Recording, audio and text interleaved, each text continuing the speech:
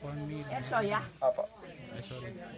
And then yung liquids po natin, ganun pa rin. Anong number sir ito? So ito, pwede din sa baboy pala ito, ano? Po.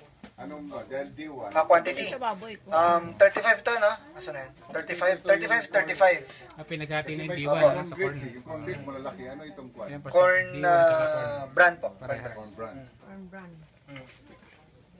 Okay, liquids natin, tig 1 litro ng FAA, tsaka ng fruit juice, and 200 ml ng imas and molasses.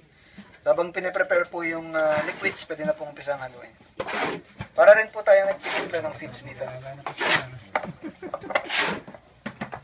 Marami. Sir, isa kayo shipping sa mga sa lugar. Bibigay doon. Ay, nutri po. Ano po yung mga po ninyo? Industry contact. Nakita nyo na po kayo. Una po sa bandang likod.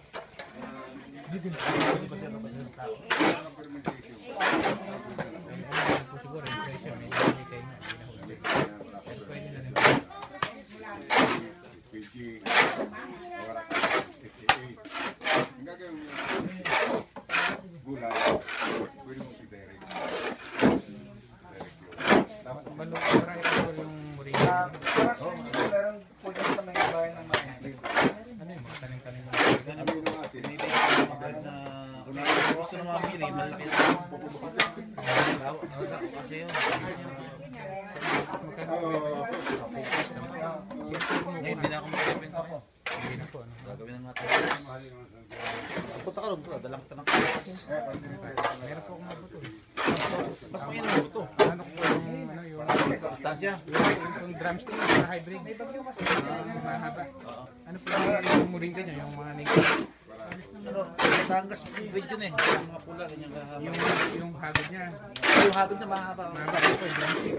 Ayun po yung sa akin. Dati yung akin, hindi na tayo naroon, Yung native. payat na mat. Pero basin silang buto. Yung Ito namang mahaba, Native. madalang ang buto. mas maganda po yun. Yung Ayaw kasi bilhin ng native kasi drumstick po tawag nila dyan. pag pinitas nila, hapon pa lang daw, tanggal na yung native. Ganun. Yung malaki na yun, Matibay po. matibay. Pagpunda na nga po ko siguro mga isang puno. Tapos, Ay, alam mo, hindi na ako bubukas na, napakabukas na raw. mas gusto ko po yung ano, buto. Kesa yung cutting na nabubulok pagka Matibay nga yung buto. Yung galing ko huli, yung buto kasi nagbenta ako ng mga seedlings. Best.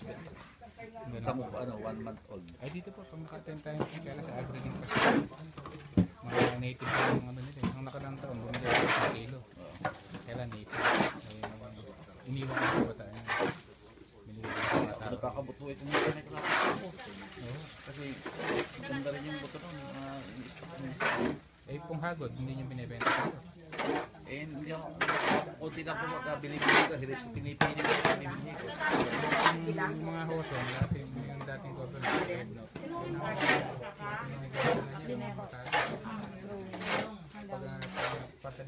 Kasi sa ano yung sa chicks pala iba, no?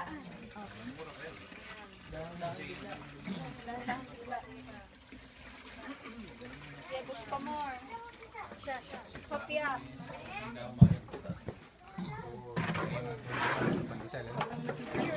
Dinadala lang sa balita ko. Chicken feed to, right? Huh? Yung Japanese to, nasa form. Ito nga po pala ay finisher feeds ng mga manok.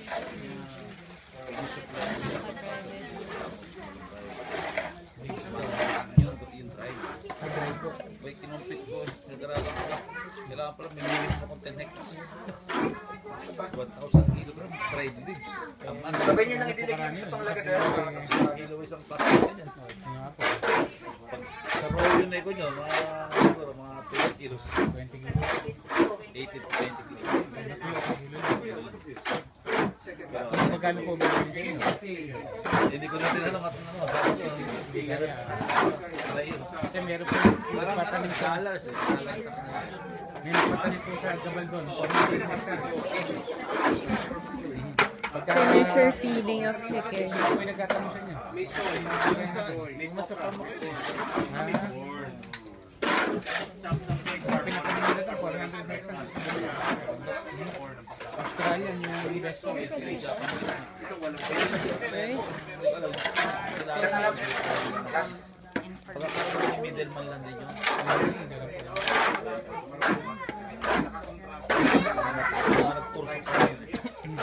George. Nalagay daw sa drum tapos papa-ferment for 2 weeks. For at least 2 weeks. Tama na po yung measure. Pwede na po